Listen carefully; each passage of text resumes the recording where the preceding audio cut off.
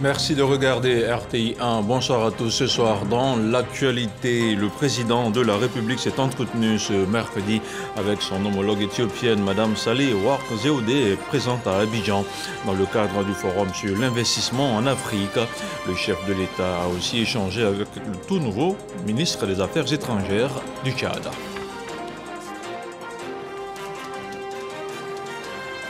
Ouverture à Abidjan de l'édition 2022 du Forum pour l'investissement en Afrique. La rencontre initiée par la BAD a ouvert ses portes ce mercredi.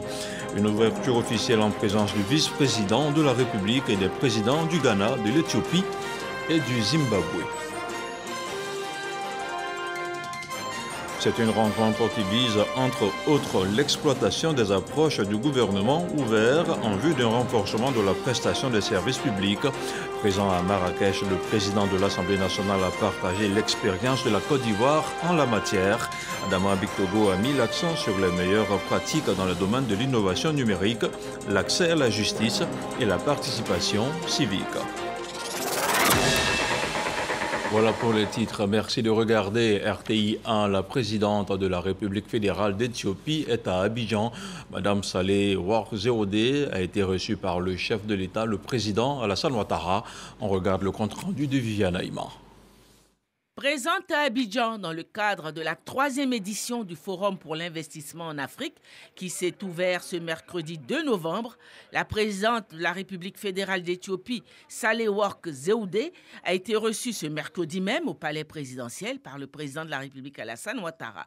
Le chef de l'État et son hôte se sont entretenus des relations entre leurs deux pays.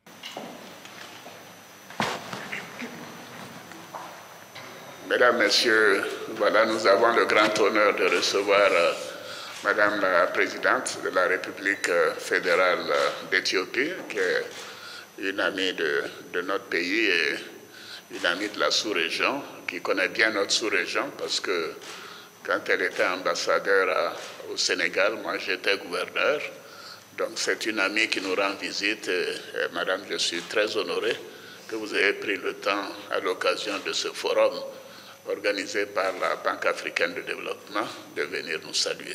Merci beaucoup, Madame. Merci. Monsieur le Président, c'est un honneur et un plaisir à chaque fois renouvelé que d'être à Abidjan, que je connais depuis 3 décennies, et vous-même, presque de la même période. Je suis venue dans le cadre du forum pour les investissements organisés par la BAD, pour porter le message que l'Afrique est prête à attirer des investisseurs d'une façon générale, et l'Éthiopie aussi en particulier, parce que même au milieu de nombreux défis, il y a toujours des opportunités. Et c'est sur cela que nous voulons capitaliser, puisque la paix, la sécurité et le développement, finalement, ne font qu'un. Et c'est dans ce cadre que nous sommes là pour apporter notre soutien et pour aussi plaider les possibilités que nous avons dans notre pays. Je ne pouvais pas venir à Abidjan sans vous rendre visite ici chez vous au palais présidentiel. C'est un immense plaisir et merci d'avoir eu le temps pour me recevoir. Nos relations sont de longue date et continueront ainsi.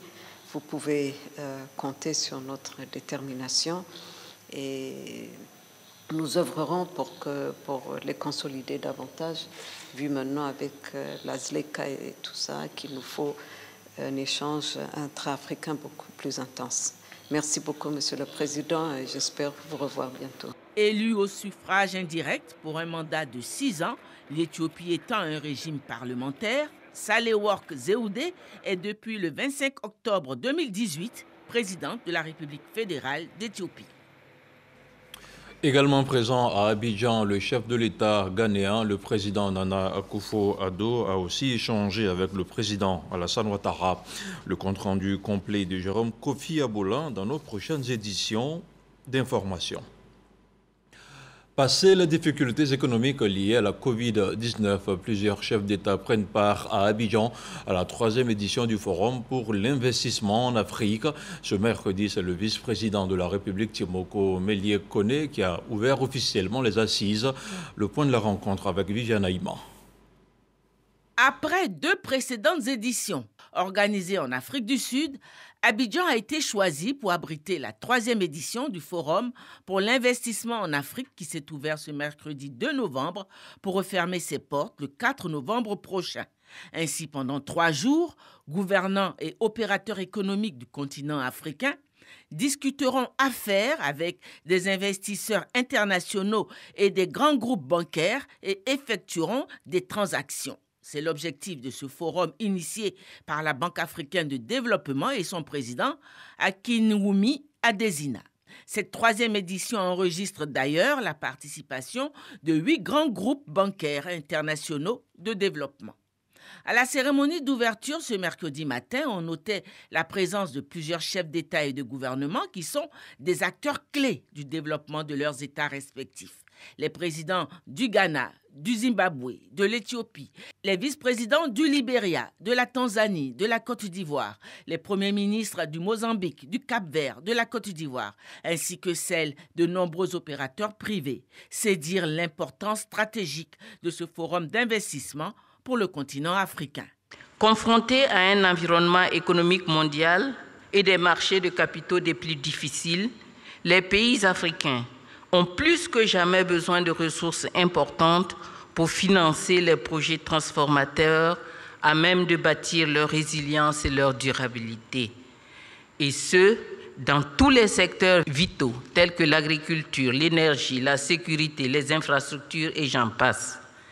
Cela revêt à la fois un enjeu stratégique de souveraineté, de stabilité et de relance économique. Promotrice de l'investissement sur le continent, la Banque africaine de développement, son président a vanté le partenariat gagnant-gagnant qu'offre aujourd'hui l'Afrique aux investisseurs. Nous sommes ici pour vous envoyer un message très fort à vous, investisseurs. Nous allons atténuer les risques des investissements. Nous syndiquerons des financements autour de ces investissements. Nous soutiendrons vos investissements de bout en bout, des salles de transaction, la facilitation administrative, jusqu'au lancement de vos projets. Vous devriez avoir confiance en l'Afrique. L'Afrique n'est pas aussi risquée que l'on le croit. La perception n'est pas la même chose que la réalité. Les chefs d'État et de gouvernement africains se joindront à vous, les investisseurs, dans les séances en salle de transaction, comme PDG de leur propre pays. Représentant le président de la République Alassane Ouattara, le vice-président Koneti Moko Mélié a ouvert officiellement cette 3e édition avec la note d'espoir qu'elle enregistre une mobilisation de fonds plus importante que lors des 2 éditions précédentes.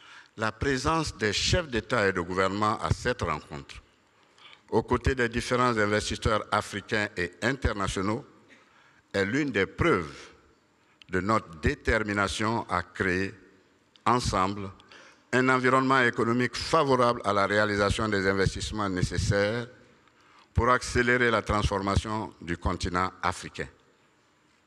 Après les 2 premières éditions qui ont permis d'identifier un portefeuille de transactions évalué respectivement à 46,9 milliards de dollars US et 67,7 milliards de dollars US, nous espérons franchir la base de 100 milliards de dollars lors de cette 3e édition. Les différentes interventions ont fait place à un panel d'ouverture qui a réuni sur un même plateau les présidents du Ghana, du Zimbabwe et de l'Éthiopie.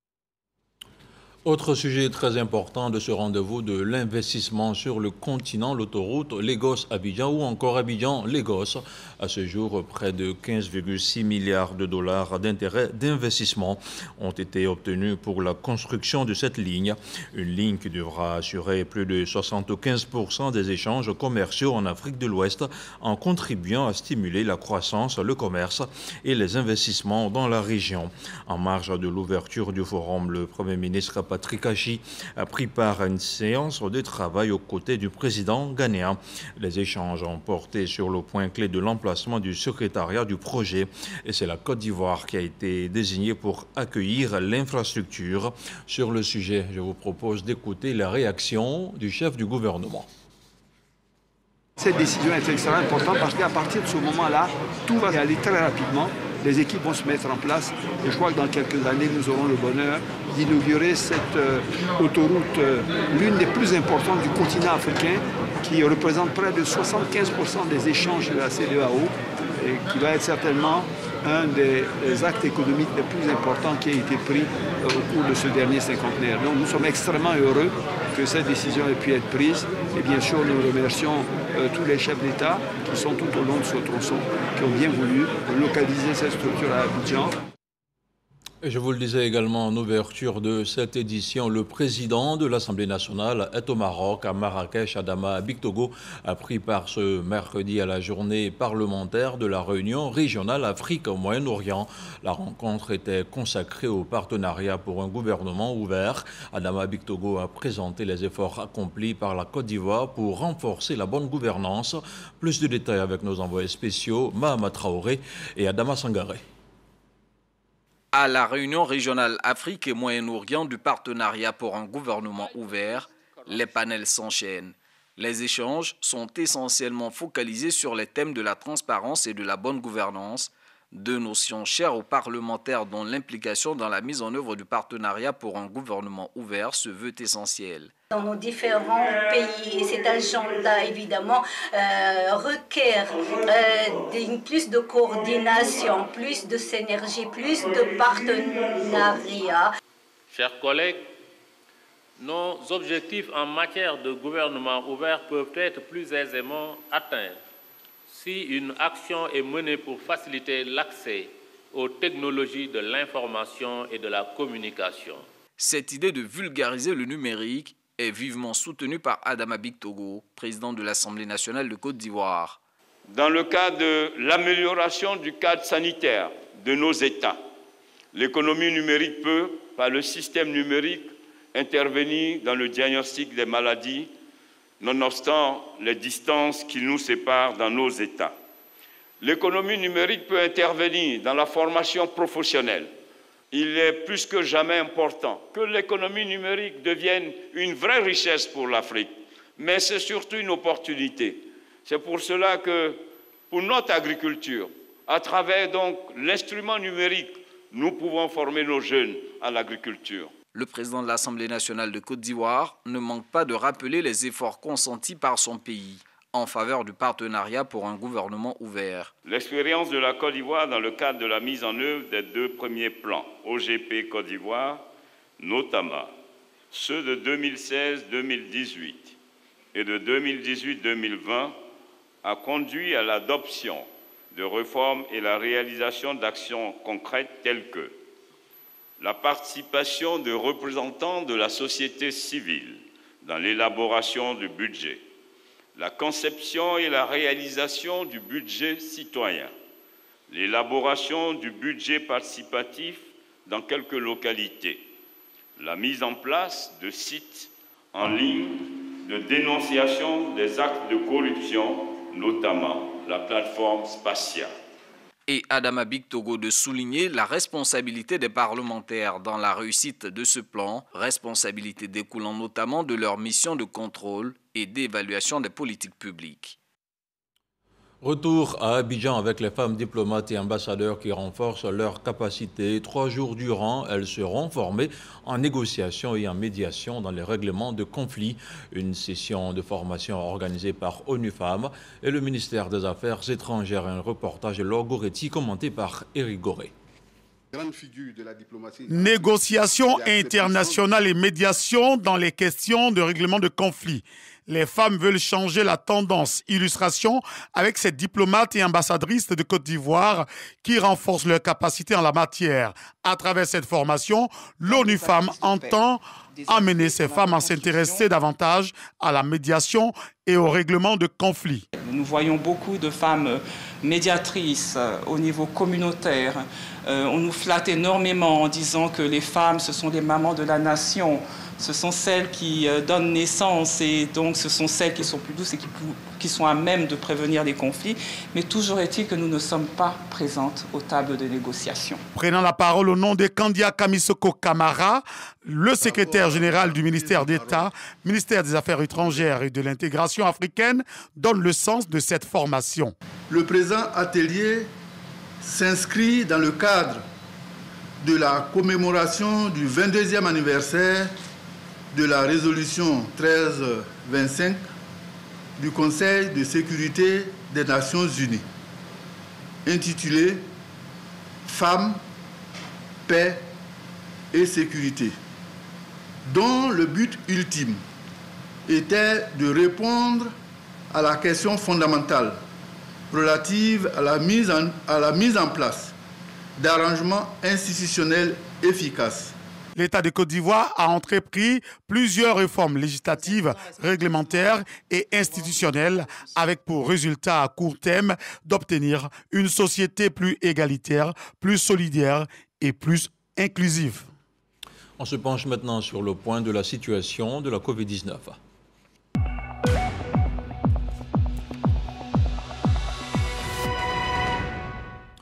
Le ministère de la Santé, de l'Hygiène publique et de la couverture maladie universelle a enregistré ce mercredi 7 nouveaux cas de Covid-19 sur 357 échantillons prélevés, soit 2% de cas positifs, 6 guéris et 1 décès.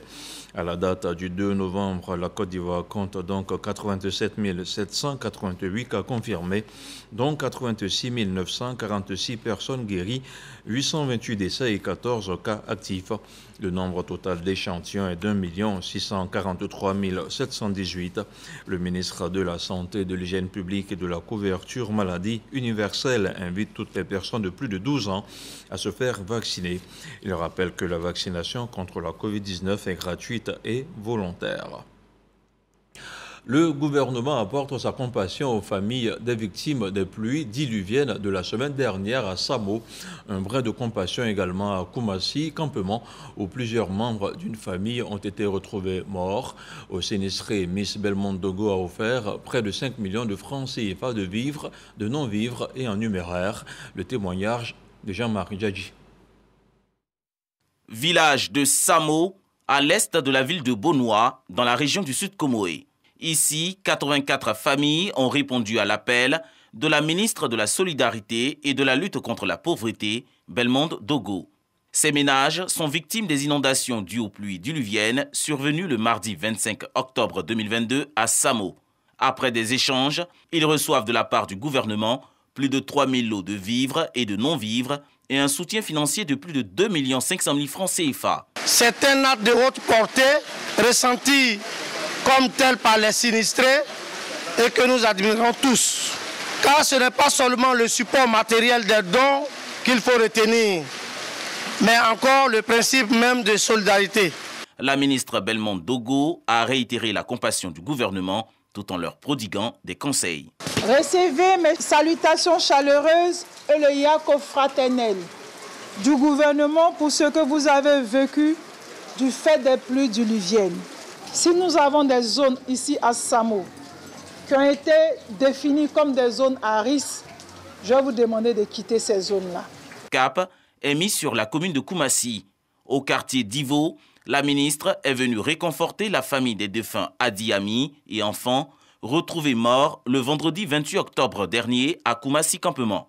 La famille éplorée réceptionne 1 300 000 francs CFA, dont du gouvernement. Nous remercions l'État de Côte d'Ivoire qui a pensé aux humbles que nous sommes. Nous sommes venus leur dire que le gouvernement sera à leurs côtés. Toute la période des obsèques, ils ont présenté des doléances, la prise en charge de l'aîné de 7 ans qui est en vie et prendre en charge l'autopsie des corps qui s'élève à 1 400 000. Nous leur avons donné l'assurance que nous le ferons. Des initiatives du ministère de tutelle sont prévues les semaines à venir pour assurer le suivi des actions de solidarité du gouvernement à l'égard de tous ces ménages sinistrés à Bonoua et dans la commune de Koumassi.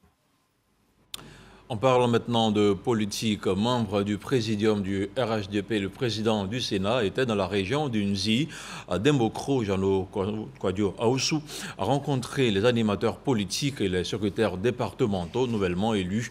Il leur a demandé de faire de la région d'Unzi un bastion imprégnable du RHDP. Une correspondance de Kader Sogodogo. Jano Aoussou Kwadio, membre du présidium du Rassemblement des Oufouettistes pour la démocratie et la paix RHDP, continue sa randonnée à travers le grand centre. Il est à Dembokro. Dans cette localité, les animateurs politiques et les secrétaires départementaux issus des urnes ont répondu massivement à son appel et sont prêts à recevoir ses orientations. Votre présence témoigne encore une fois votre volonté et votre engagement auprès des cadres, des élus et des militants de la région d'Unzi. Elle est ressentie comme un appui et un encouragement inestimable pour la mobilisation des militants de la région d'Unzi. Travailler ensemble, s'unir pour relever tous les défis à venir. Jeannot Ahoussou-Kouadio met en mission les responsables du RHDP. Le Nzi doit être un bastion infranchissable et imprenable. Parti. Pour les prochaines municipales, dans la région du Nzi, tous les postes doivent être RHDP. Des ambitions sereinement bien gérées vont nous permettre de gagner. Apprenons à nous mettre ensemble, à gagner ensemble, à gagner même en commun, que la victoire soit commune. Pour cette mission politique à Dimbokro, Jeannot Ahoussou-Kouadio était accompagné d'une forte délégation d'élus et cadres RHDP du Grand Centre. On peut citer la ministre-gouverneur Raymond Goudou Kofi et la sénatrice Tamini Adjouango-Luis. Et les populations de la région du Ourodougou qui démontrent leur reconnaissance au président de la République, Alassane Ouattara. Ourodougou, au nord-ouest. Exprimé récemment au cours d'une rencontre qui s'est tenue à Abidjan. Dans nos prochaines éditions, le compte-rendu complet de Grace Kando. Une délégation de la Fédération pour la paix universelle a séjourné récemment à Séguéla. La cérémonie officielle du sommet régional FPU se tenait en prélude à la tenue d'un sommet international sur la paix et le développement en Côte d'Ivoire. Son président Aka Saye Lazare a appelé la population du Ourodougou à consolider la paix. Un reportage de Yeneba Ouattara avec le commentaire de Soro Corona. La FPU, Fédération pour la paix universelle Côte d'Ivoire, dépose ses valises à Séguéla, département de la région du Ourodougou. Aka Saye Lazare, président de la FPU, rencontre les populations afin de les instruire sur la nécessité de la préservation de la paix. C'est dans le cadre du sommet régional FPU du Ourodougou. Rencontre au cours de laquelle le président du Conseil de paix de la dite région a été investi en présence des autorités locales. Cette personnalité, élevée également au rang d'ambassadeur de paix, ont reçu leurs insignes dus à leurs fonctions. Tous s'engagent à travailler davantage au renforcement des acquis de la paix. Notre mission sera de sensibiliser, d'entretenir, d'organiser, d'inciter toutes les populations du Ourodougou à s'investir pour la paix. C'est à la fois un honneur et une lourde responsabilité d'être distingué en qualité d'ambassadeur. Je crois que ça nous oblige à travailler davantage pour la consolidation de la paix. Le ministre Bouaké Fofana, lui-même ambassadeur de paix, appelle les populations à faire de la paix une seconde religion en Côte d'Ivoire. Le président Houphouët-Boigny, qui est le père fondateur de la Côte d'Ivoire moderne, a toujours dit que la paix ne doit pas être un vain mot, mais un comportement pour les Ivoiriens. Il est allé plus loin en disant que la paix doit être notre seconde religion. Chacun de nous a une religion, quelle qu'elle soit. Mais la seule religion qui devait nous mettre ensemble, quelles que soient nos chapelles, devait être la paix. Paix, interdépendance et développement local, thème autour duquel les réflexions ont porté. Aka Saye Lazare a entretenu les populations sur les 5 valeurs fondamentales de la FPU, dont la croyance en Dieu, le vivre pour les autres et la coopération. La Fédération pour la paix universelle fait sa part. Nous sommes des vagabonds de la paix et notre pays est un pays qui est formidable, qui a des atouts de développement qui sont réels. On a un président qui travaille, qui mouille le maillot. Il est bon que nous l'accompagnions à préserver les acquis qu'il va nous léguer. Et donc, faire la paix, c'est la prévention pour que tout ce que nous avons aujourd'hui, grâce à lui, soit préservé demain. La signature de la charte et la prière des bénédictions ont mis fin à la cérémonie. 13e du genre. Ce sommet régional se tient en prélude d'un sommet international sur la paix et le développement en Côte d'Ivoire. La Côte d'Ivoire compte plus de 3000 ambassadeurs de paix. Plusieurs jeunes du RHDP viennent de participer à un séminaire sur la migration irrégulière, un cadre d'échange qui aura permis aux séminaristes de traiter des causes et des conséquences du phénomène qui continue de faire des victimes. Il s'agissait pour les organisateurs de tirer la sonnette d'alarme afin d'en juguler le phénomène. Le reportage de Souleymane Donisangou. Éveil de conscience sur les conséquences de la migration irrégulière et présentation de la Côte d'Ivoire comme l'Eldorado où les jeunes peuvent se réaliser sans prendre de risques inutiles. Des raisons majeures de cette rencontre du Conseil national des unions de jeunesse RHDP.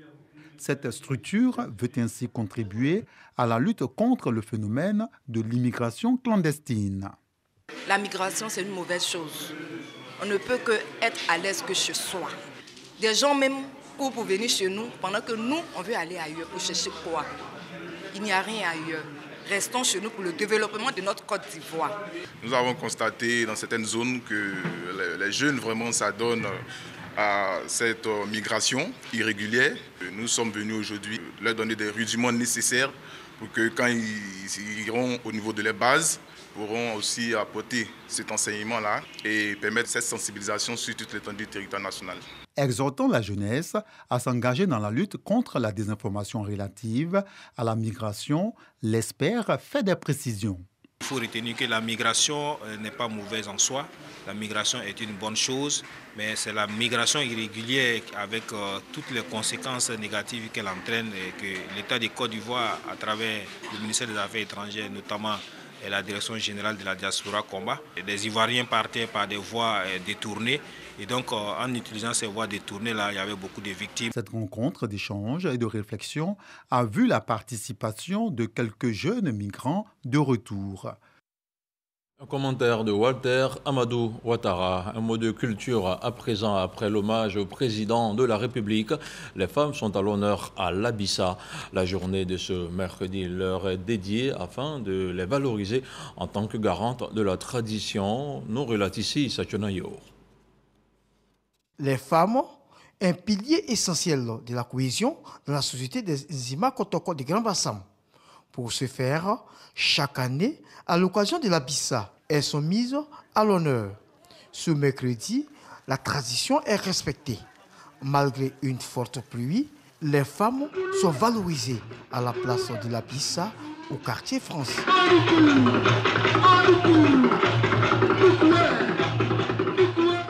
À ma gauche, vous avez la reine-mère qui est la conseillère du roi.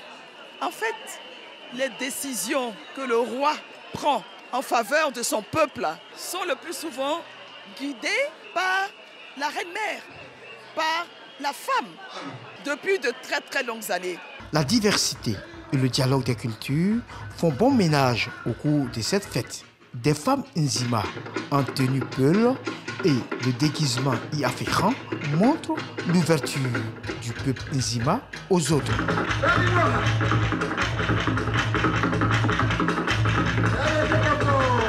Les hommes ne sont pas absents à cet hommage. Aka Kwame, ancien international ivoirien, chef d'une famille, matérialise ce soutien à cette fête.